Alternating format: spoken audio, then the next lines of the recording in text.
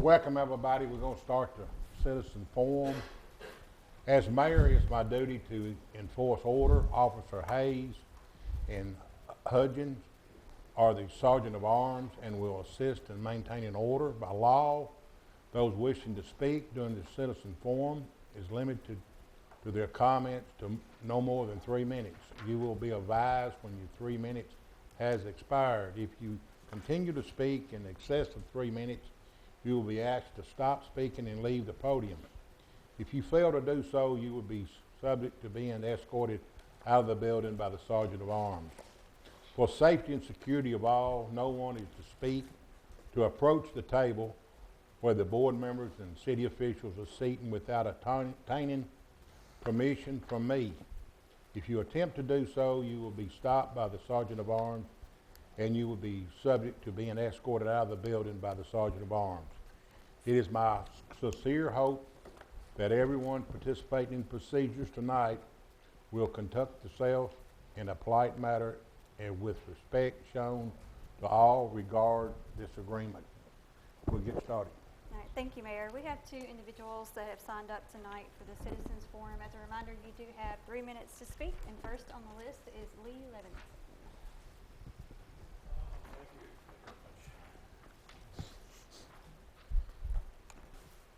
It was about 3 weeks ago that I was looking at a map of Davidson County on the internet and making a list of municipalities, communities that border Davidson County, going clockwise from Laverne all the way back around, that literally border Davidson but don't overlap into Davidson, so I left Brentwood off my list.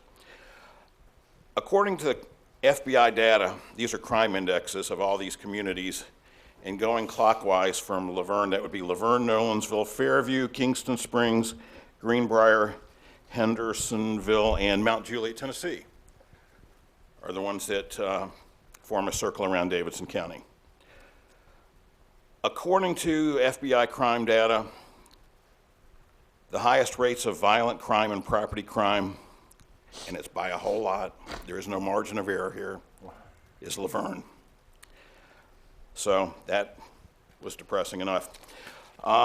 With that in the back of my mind, several days later, I went to go get a Powerball ticket.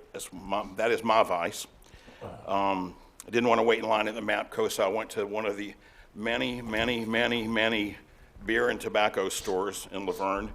There's 2 of them within 400 feet or so of this MAPCO. The one I went to was so anonymous, it doesn't even show up on Google Maps as existing. It doesn't even have a name on it. So I go in, and to buy my Powerball ticket, which they do sell, and they do sell beer, and they do sell tobacco. But I was quite taken back at the number of items they sell. Apparently what drug enforcement and law enforcement would call drug paraphernalia, these glass and ceramic objects used by people who abuse crack and crystal meth and other substances that ruin their lives.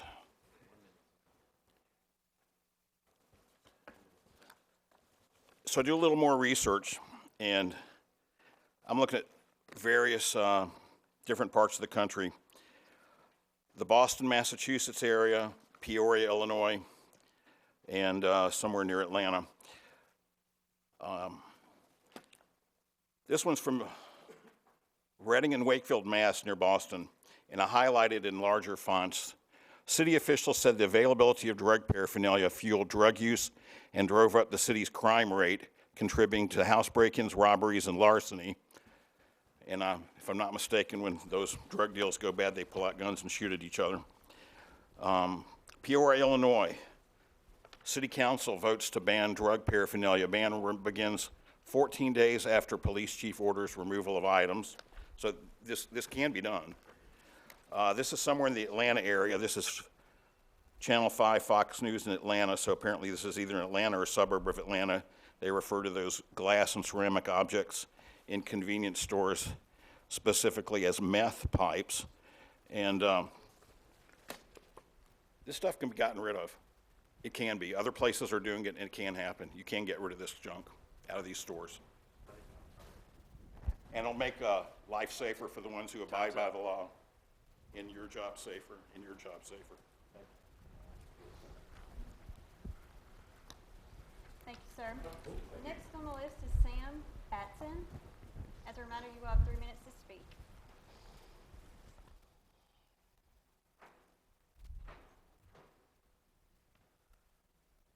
Again, Sam Batson. I'm sorry, I'm not even here. That's okay.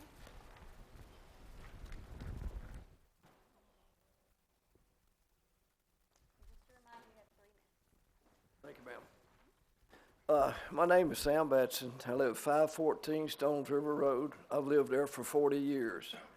And I was mainly interested in your rezoning the property at the end of Stones River Road at the traffic circle. I own some property that joins it on the back. There's only actually between that property and the property that I own, there's one house that's on about a half an acre. The 3 houses I own down through there is on 24 acres. I want you to consider that if you zone that for multi-house zoning, zone mine for the same zoning as you zone that for. All right, there's a house that joins the last lot that I own. The last lot I own is 518 Stones River Road. There's a house next door to it that was incorporated with all this big subdivision that they put around behind us there years ago. The first house on that subdivision is a duplex. As far as I know, nothing down in there was ever zoned for a duplex.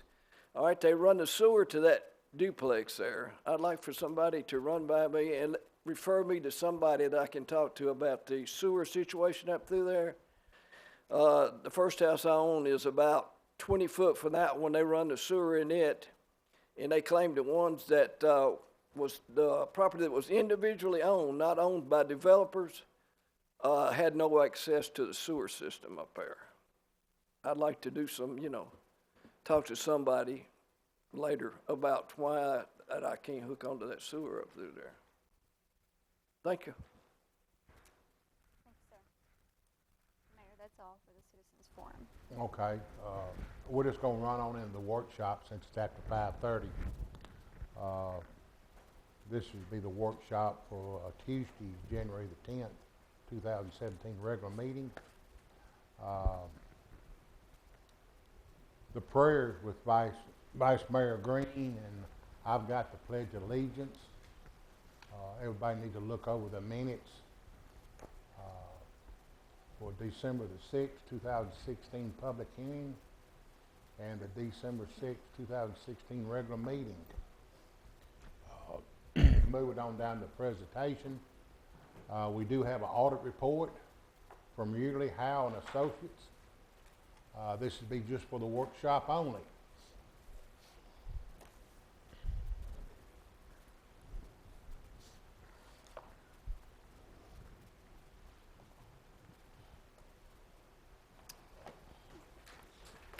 Thank you, Mayor and Board. It's a pleasure to be here. I'm Greg Howell with Erie Howell & Associates, independent auditors for the city, and I'm here to present your June 30th, 2016 audit report. Your audit did receive an unqualified opinion, which means that your audit is presented in conformance with generally accepted accounting principles.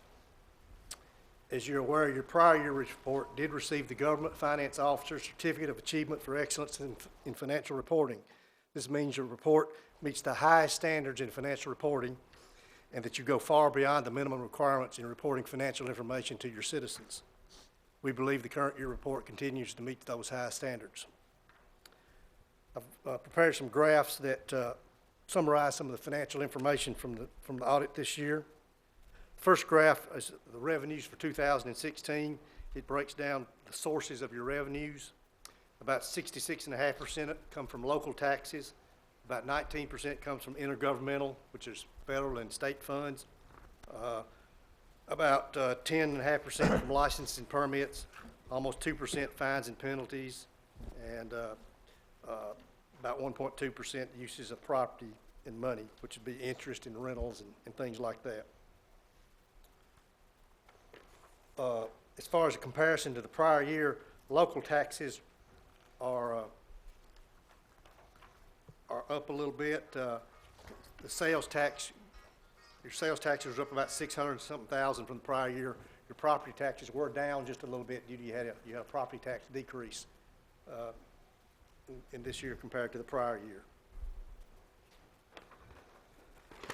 The next graph shows your expenditures, and it breaks it down between current expenditures, which are your day-to-day operating expenditures, debt service, and capital outlay. You spend about almost 80% of your money spent in 2016 was spent on day-to-day operations, about 13% on paying back debt, and about 7.8% on capital items.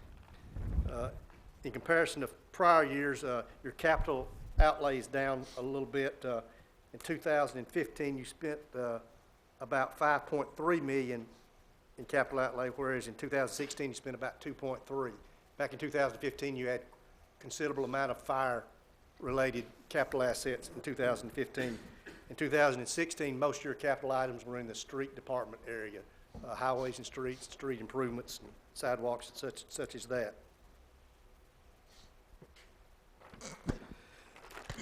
The next graph breaks down your day-to-day operating expenses to the different departments within the city. Spend about 57% of your day-to-day operating expenses on public safety, which is your fire and police, about 16% on general government, about 12.5% on streets and stormwater, 3% on health and wellness, 6.7% on recreation, and 3.8% on library.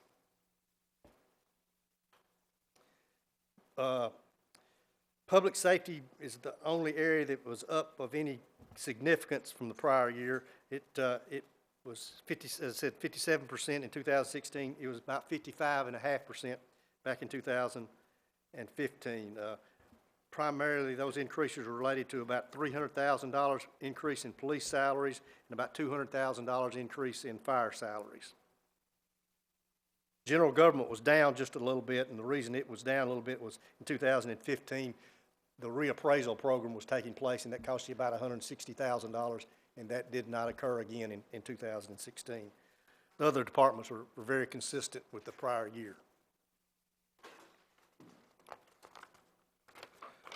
The next page, the next graph, salaries and wages. Of the total salary and wages in the city, about 68.7% spent on public safety, about 12% on general government, 3.8% library, 5% recreation, 1.8% health and wellness, and 8% on streets and stormwater.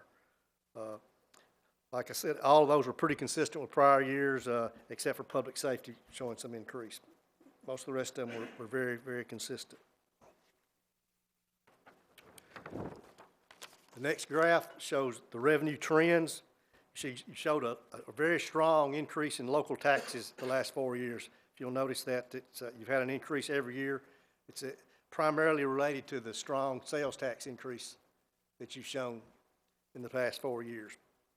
Intergovernmental revenue was about the same. The only other area that showed any significant increase was licensing permits. I think police fines were up about $60,000 or $70,000 in 2016 over 2015. The other areas, as far as revenue-wise, were relatively consistent. The next graph shows your expenditure trends. I think this shows some very good, I guess, from a management standpoint, shows some very well conceived controls. See, your current expenditures are pretty much flat from last year, so you were able to hold your day-to-day operating expenditures in line. Debt service is pretty consistent. And as I said on capital outlay, it's down this year almost half of what it was last year due to, in 15, you added quite a bit to your fire department capital outlay. And so in total, you spent considerably less money due to that being less for fire department and other capital outlay. The next graph shows the trends of your current expenditures. As I said, general government's pretty close. In fact, all your departments are very close except public safety. And as I said, those had to do with about $500,000 worth of salary increases in those two departments that caused that to show an increase over the prior year. Next graph is salaries and wages, which we've already touched on. Let's say all of them are pretty flat except public safety, and that shows those increases I mentioned. The next graph is your medical insurance fund. That's the fund that accounts for your employees' health insurance. During the year, the departments were charged a premium to pay your health insurance benefits for your employees. During the year, those premiums exceeded benefits paid out by about $285,000. So that added to your reserve in that fund. So your reserve is now standing at about 1.27 in medical benefit reserves in that fund. That's a good, healthy reserve. So that's a good position to be in today's healthcare situation. Some people are not experiencing those type of reserves. The next graph shows the operations of the water and sewer fund. Your water and sewer operations. You've showed some consistent revenue growth within that fund. During the 2016 fiscal year, you showed an operating profit of about $1.8 million. Of course, that profit is needed to pay back your debt as well as to provide for growth and improvements within that fund. The community is growing, and you're forever having to increase your water and sewer lines and infrastructure to provide those services to your citizens. Some other systems I'm familiar with or work with are having some hard times meeting those expenditure, and so you've got a good strong revenue source to meet your operating and debt service and capital outlay needs, and that's a very good position to be in. The next graph shows your debt service requirements, the red line being your general government debt, the green lines being your water and sewer debt service. Your general government debt service ranges from about $1.5 to $2 million from now through about 2022, and your water and sewer debt fund requirements are about $1.5 million to $1.8 million through year 2030. You've got your debt structured where it's pretty even throughout the next few years, so that you shouldn't have to make any real revenue changes to meet your current debt service unless some other obligations come forth to increase your debt service. The next graph shows your city and county tax rate. You can look at your 2015 and 16. Green line is the county rate. The county rate shows a little bit increase from 2015, whereas your city rate shows the small tax decrease you were able to provide your citizens between 2015 and 2016. The last page is kind of a summary of the whole operations of the city, and that's your fund balance. That's what you've got in reserves to meet current future obligations. Your total fund balance is up about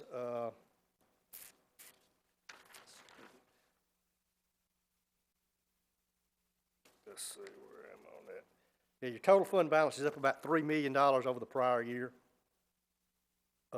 which is about $3.2 million from the prior year, and your unrestricted fund balance, which is the amount that's not committed to any type of future service, is up $3 million. The total unrestricted fund balance of the general fund is about $12,900,000. That equates out to about 7 months of operating expenses. The rule of thumb is you're considered to have a healthy fund balance if you're in the 4 to 6 month range. So y'all are just above what they consider healthy, so that's a good place to be. That completes my presentations. I'll be glad to answer any questions you have, or if you have anything in the future, feel free to give me a call. I'll be glad to address them at a later date or however you'd like to. Anybody have any questions for him while he's on the podium? I would like to say your staff did conduct themselves very professionally during our audit, and it's something we appreciate, and it's something you should be proud of. Thank you. Thank you.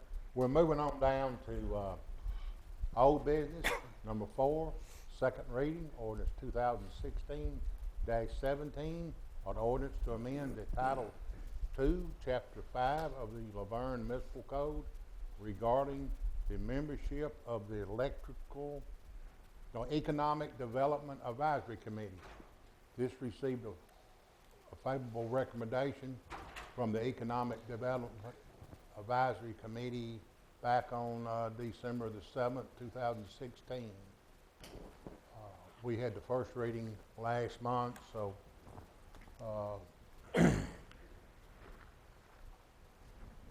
anybody have any questions about it on the second reading?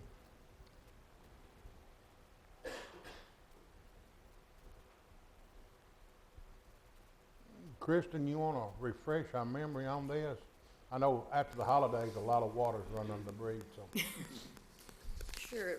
Right now, there's 7 members on the Economic Development Advisory Committee, including myself, and we have discussed removing the city planner from the voting membership position, making the city planner just staff to that board, and that way we'd have one more space to open up to the community, so that we have some more engaged citizens, business owners, developers that could sit on the board. So. Okay. Any further questions? If not, we're going to move on to consent agenda. Number 5, and approve city bid and purchases. Alicia? Yes, sir.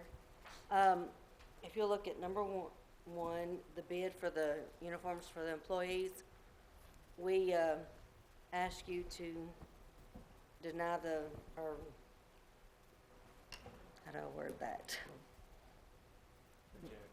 We rejected those bids because we wanted specific branded and quality clothing.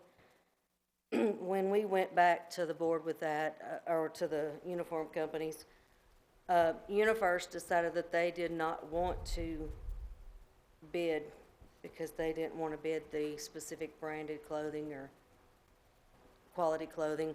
Aramark came in with a bid, but they did not follow all the protocol. We actually have certain things that have to be filled out, and I have them in the bid specs, and then I have them in the beginning of our bid specs, and they failed to fill out all their paperwork, so they understood theirs was rejected. So at this time, we have Cytex. We would like to try to give them an opportunity to come in with a better branded clothing. They have said they would stay firm for 5 years on the pricing. However, if our service is not as good as it should be for the 5 years, we would respectfully come back and bid it again and do what needs to be done, you know, if they can't meet the quality of service that the employees and the department heads need. Any questions on that? The next one is the commercial and industrial water meter replacement project. We would respectfully ask that you reject the bid. We only had one bid, and we're just gonna start over. We're gonna go back to the drawing board and just see what we need to do, but we just ask that you reject the bid on this one. What was the reason that you want us to reject the bid? Because they wanted $1.7 million. We have a budget of around $1 million left for this project. And this bid was basically just for the labor to replace roughly 270 meters. And it came back at $1.7 million, and that did not include the cost of the meters that we were going to have to also purchase for this project. So we're total looking at about $2.2 million. So we're going back to the drawing board to find a better way to do this and get this project done as quickly as we can. But we just But don't at a have whole that lot kind of less money to do that. expensive. Okay. And it's just one bid, so nothing to compare it to. And I'm never comfortable if I can only get one bid at a project like this. The next bid down that we've got that Neil Hall will get up here, we had, what, 12 bidders? So when we come in with this at 1, I'm like, that just didn't, I don't think that was a good fit for the city at all. Bruce, do we want to remove this from the consent agenda and move it down to an individual item? Well, actually, the memo is asking you to reject the bid, recommendation so, is to reject the bid. right. So, I mean, if you approve the consent agenda as recommended, it would deny that, it Okay. would reject that bid. Perfect. Yes.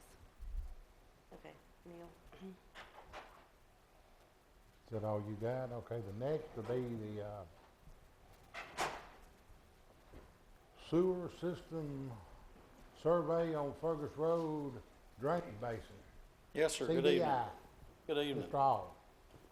As Felicia mentioned, we had 12 bids for that project. Our estimate was $224,000 based on prior projects that we had done here in Laverne and elsewhere, and our low bid was $84,464.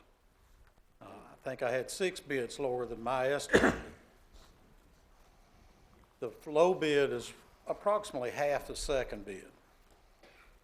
It's not a firm that I'm familiar with. However, they are doing work for the city of Laverne currently, cleaning pumping stations. I called all of the references that they had provided, plus some people that they had not provided that I found out they were working for. I received good recommendations for the company. Our recommendation is that you award to the low bidder at $84,464. That would be First Response Incorporated. And I'll be happy to answer any questions. Anybody got any questions for Mr. Hall from CTI? Where is First Response located? Where are they based? Goodlettsville.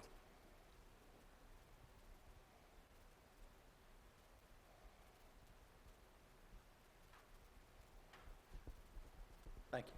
Thank you, Mr. Hall. Sale contract pricing, annual software, Microsoft software license renewal. Who's got that one? Good evening. This is the thing we do every 3 years to renew our Microsoft licensing. We pay them every year for licensing their software, and every 3 years we have to renegotiate the contract and do it again. So that's what this is, just bringing it to you as we always do. One thing I do want to note, we're changing the way we license. Now we've come to a point where our devices outnumber our number of employees. Some people have a phone, a laptop, and a computer. So we're changing to by person, by user license. That way it will stay steady with however many employees we have with the city, even though they may have 5 devices.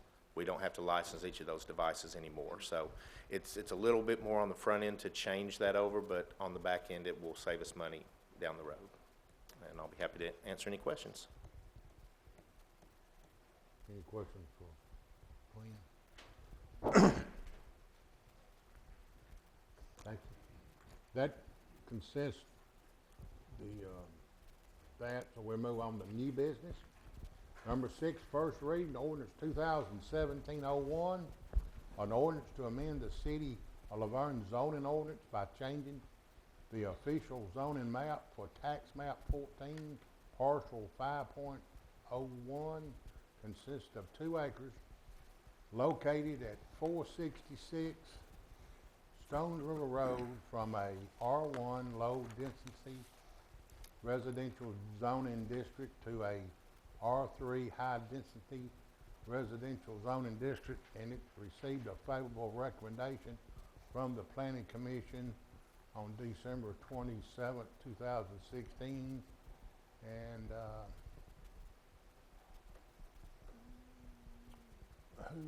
who wants to speak on it? Is it you? Probably Kristen. Probably Kristen. Kristen? I'll speak on this, but this item actually ties in with the next item as well. But I'll go through them one by one. This first rezoning request is for the Joseph Pardue property. It's currently zoned R1 low density residential. It's 2 acres. And it's on Stones River Road. It is surrounded by property that's owned by Amnon Schriebman. His actual address is 466 Stones River. He does live there currently. And you can see this is just north of the roundabout and the newly constructed East near Schriebman extension. The purpose of this proposed rezoning request is to eventually build owner-occupied townhomes on the property in conjunction with the other 24 acres that surround this 2-acre property. So therefore, R1 only, of course, allows single-family, as does R2. So that's why the request is for R3, which allows multifamily, townhomes, apartments, condominiums. This, again, is supposed to be for owner-occupied townhomes. Haven't seen any kind of plan, layout, number of units, anything of that nature. That usually comes along when you get to the site plan phase for the proposed development. And again, this is it's just 2 acres that you can see outlined in blue. I did give you a packet for both the Pardue property and the subject of the next property, which is the East near Schriebman Boulevard property owned by Amnon. And Mr. Womble, who's representing Amnon, is here tonight if you have any specific questions. Anybody have any questions? We got everybody here tonight to answer questions.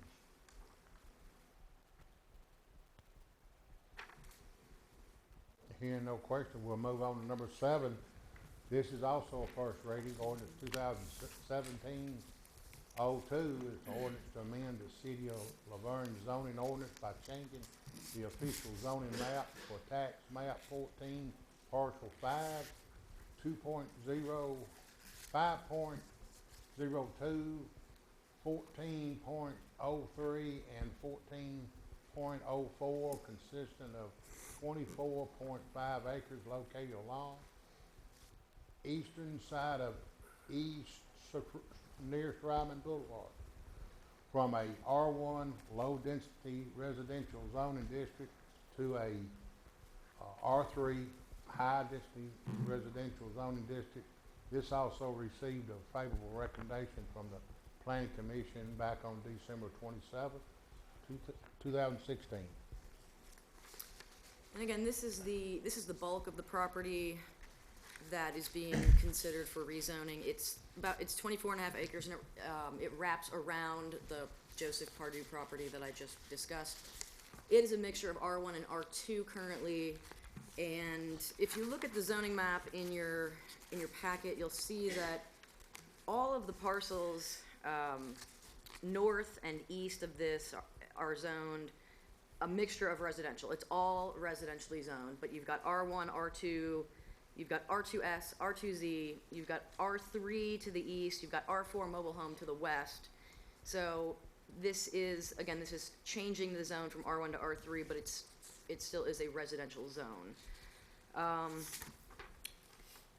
Again, the minimum lot size for multifamily is 3,000 square feet. So this is 26.5 acres. You know, this could amount to maybe 300 units or less, depending on the layout and the infrastructure needed, the roads. It's hard to say without seeing any kind of proposed layout, but it's probably about in that number. And of course, this will, should the rezoning pass, it will have to go to a site plan for a horizontal property regime where they will look at grading, drainage, utilities. I'm sure they will provide a rendering of of what the buildings will look like. And the applicant really feels that this is appropriate for this area due to it being right off of an arterial road.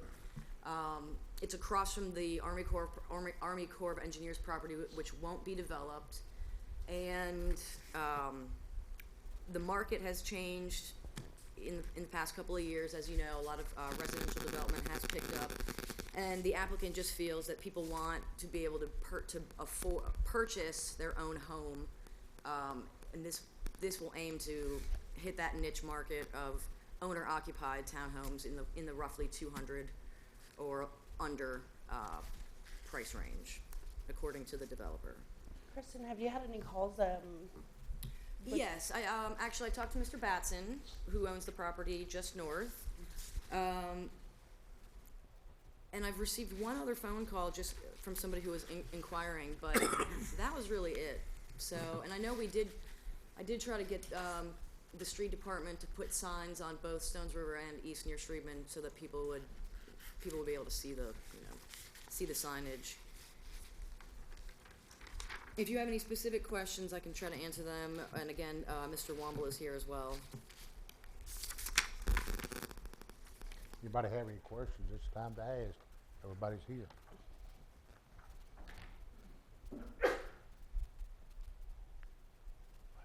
And Mr. Womble is a resident of the neighboring property? No, he's the engineer. Engineer. Right.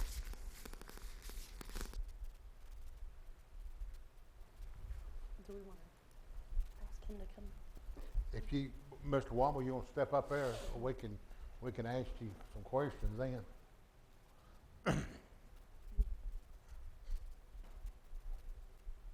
I'd be glad to. I'm Danny Womble, the surveyor and the engineer for the project. I'm just kind of curious what the value of the proposed townhomes would be for that property? They have been building these type townhomes in other locations in Central Park and in the cottages of Lake Forest. And then there were some other properties that they were developed on. And in the past, those prices were in the $120,000 price range. But what they're finding, and that was at a time when the single-family homes were around $160,000, $180,000. What they're finding is with the cost of construction, cost of money, and the cost of the land, the single-family homes now are over $200,000, and they're finding that they're losing a lot of sales to people that are wanting to be first-time home buyers because they can't afford a house that's between $200,000, $250,000, and they think that a lot of these people can buy a townhome, and with this type of development, they're thinking those prices will be probably around $140,000 to $200,000 to $220,000 is kind of the range that they're thinking. But they're trying to hit that group of people that are in the workforce that want to own a home but can't buy the lowest single-family home anymore because of the cost of them going up. What about the average square foot of the townhomes? They vary, but most of these townhomes are around 1,200 to 1,600 square foot. So that's 2 or 3 bedrooms normally? That's 2 and 3 bedrooms, but the majority of them are 3 bedroom, 2 bath. Anybody else have any questions? I'm good. Thank you for answering. You're welcome. Any other questions? How many townhomes are you all looking to develop on this property? The number of townhomes is going to be a function of the design, and doing it as a townhome type project rather than a condominium project, that means each unit would actually sit on its own piece of dirt. So when you do that, the density is less than it would be if it was apartments or stacked condominiums. To know exactly what that density would be, it's going to be a function of design based on the shape of the property and the topography of the property and how much of it has to be used for parking and drives and drainage and things of that nature. But as a rule of thumb, the townhome project type developments that we've been doing range in densities usually from about 8 to 12 units an acre. So if you take an average of 10 units per acre on this, it'd be around 250, 260 units.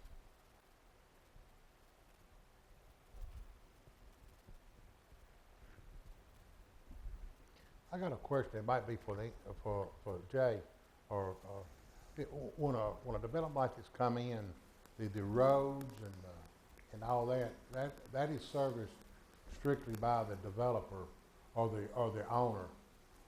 The city does not maintain the roads within that complex. That's correct. Not within the complex.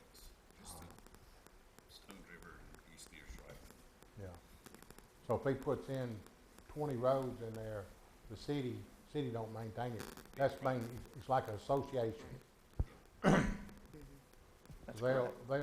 They'll maintain everything within their boundary. Yes, sir, that's correct. Okay. So basically, it'd be about like a association. You know, yeah. That's correct.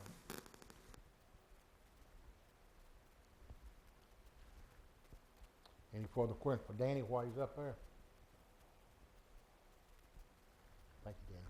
Thank you. Moving on to number 8, this is a resolution 2017-01, a resolution to the city of Laverne, Board of Mayor and Aldermen to declare certain property owned by the city to be surplus to the city needs, and directed disposal of the same.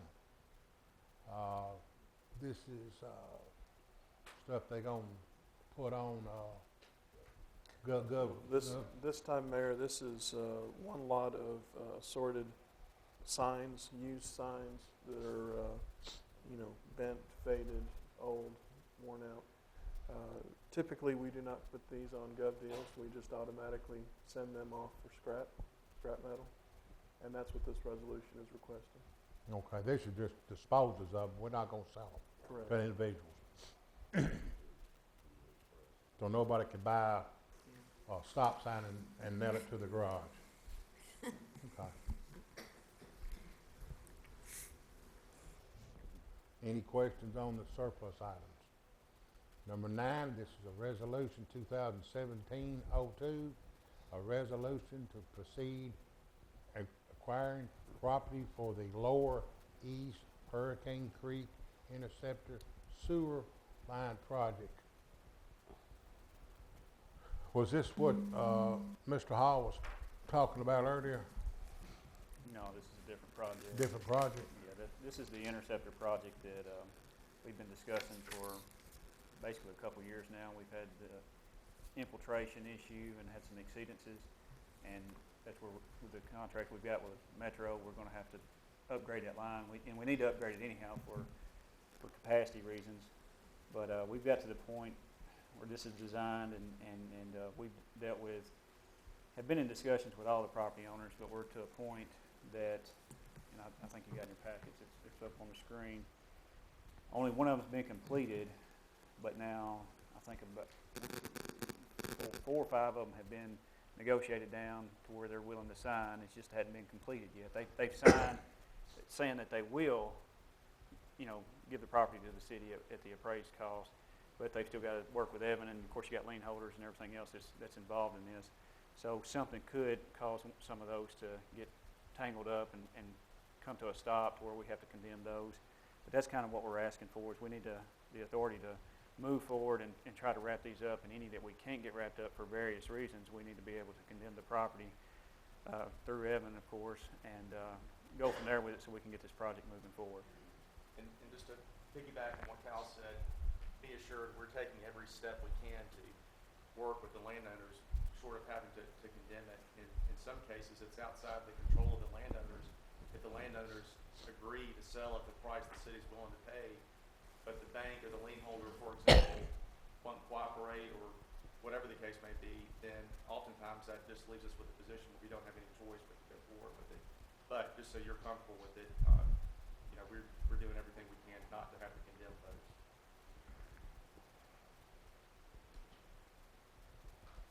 Any further questions on number 9? We're down to number 10. That's to appoint or remove board members, committee members.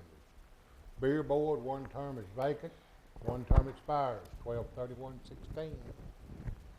Beer Board, do we have any applicants? The one that expired at the end of December was Dana Blair, who is currently the chairman of that board. He does wish to remain on the board. At this point, we have not received any other applications to fill the vacant position. B, Greenway Advisory Committee, 1 term vacant, 1 term expires 12/31/16. The vacancy is where Alderman Cole basically went from a member to the chairman position. We do have one application that we have received. It's from Laura Davidson. Sarah Howwagon, whose term expired at the end of December, does not wish to remain on this committee and is ready to come off. So that will be a vacancy as well. So we will continue advertising the vacant positions on Channel 3. And, you know, depending on what happens Tuesday night, we'll either have one or two, depending on what the board Okay. decides. C, Historic Preservation Advisory Committee, one term expires 12/31/16. Mayor, the term for Carolyn Hickerson expired at the end of December. She has stated that she does not wish to remain on this committee. We do not have any applications at this time. So if I don't receive any applications by Tuesday, we will take this off of the agenda for Tuesday night and continue advertising in an effort to get more applications. D, Library Board, 3 terms expires 12/31/16. Yes, sir. The three terms were for Bridget Cole, Kristen Costanzo, and Gary Frazier. They did expire at the end of December. They were contacted. All 3 of them would like to stay on this board, and we have not received any other applications at this time. And F, Planning Commission, 2 terms expire 12/31/16. We skipped Local Emergency Planning Committee. The Planning Commission, since you've gone to that one, there's 2 terms that expire, Graham Coates and Susan Ermel. Both of them would like to remain on the Planning Commission at this time. We'll go back to Local Emergency Planning Commission. If we go back. 5 terms expired 12/31/16. Yes, sir. The 5 terms were for T.K. Cast, Price Justice, Joe Lallo, Laura Davidson, and Brian Toll. At this point, we have heard back from T.K. Cast and Laura Davidson. They would like to remain. Brian Toll, who was from the Red Cross, he is no longer with the Red Cross. We will need to replace that position. Same thing with Joe Lallo. I believe he is no longer with his agency as an environmental specialist. We'll have to replace that position. And then we have not heard back from Price Justice at this time. So I'm hoping by Tuesday we will have appropriate names for those outside agencies, and we'll have them ready to be appointed. Okay, moving up to G. Mr. Mayor, I got a question on that. I got a question, Bruce. I thought at one point we had said that we were going to ask the committee to submit someone from their prospective committee, as opposed to looking for individuals. Well, I mean, the way we did change it. Originally, it was just the member that was a member. Okay.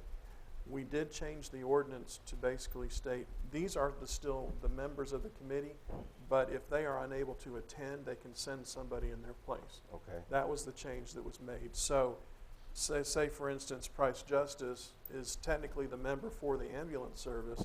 If he is unavailable to make a meeting, he can send somebody else in his place. Okay. That's the way it's currently set up. Okay. But what I was looking for or trying to understand was Brian Toll. Okay, instead of asking Brian, we go to the Red Cross committee and say, do you have someone that you can send? And that's what we will do.